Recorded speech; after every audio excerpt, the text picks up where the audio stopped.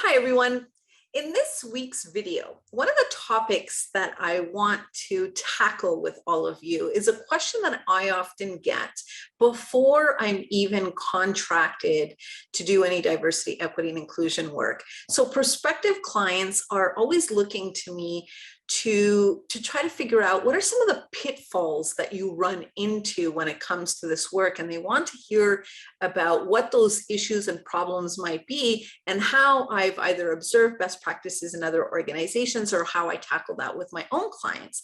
And one thing that I want to share with you, I'm going to dedicate the next few weeks to tackling these pitfalls. And the first one that I want to share, which I think is so important, is about how to handle silos.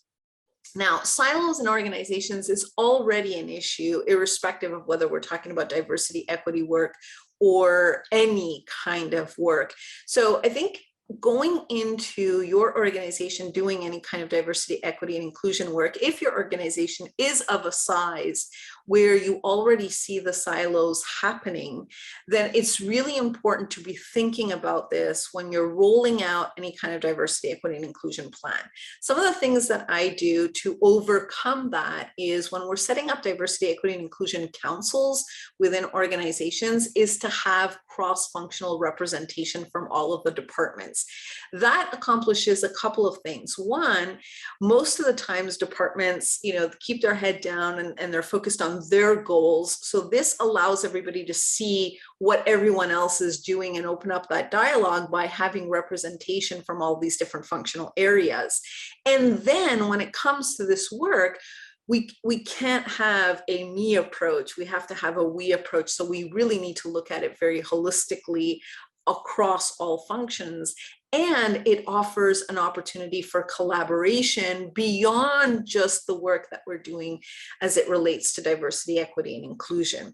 So if your organization has a diversity, equity, and inclusion council, I would think about, are you having that cross-functional representation in your council? And if not, how are you approaching silos if you know that that is already something that you have to be looking at when it comes to your organization to make sure that that collaboration is happening? This is even more important if you have a matrix organization, because then it's even more important to make sure that you're having that collaboration. So one of the biggest pitfalls is in this work is not having everybody come to the table and thinking that this is going to be the work of a few individuals, a department.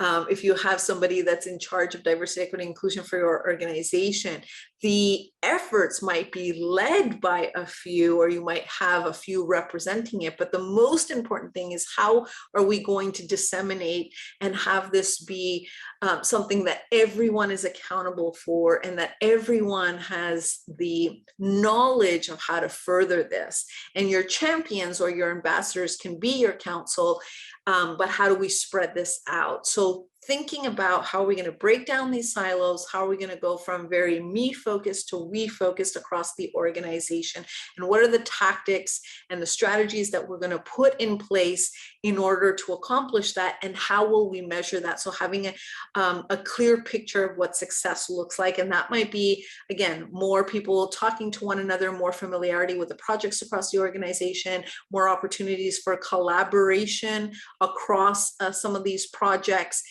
having multiple cross-functional teams on certain diversity, equity, and inclusion tactics that you have in your DEI plan. So those are all different ways. And again, if your organization is doing this in a different way, or you have another best practice because you've come across this challenge, I invite you to share that in the comments in the spirit of learning and growing.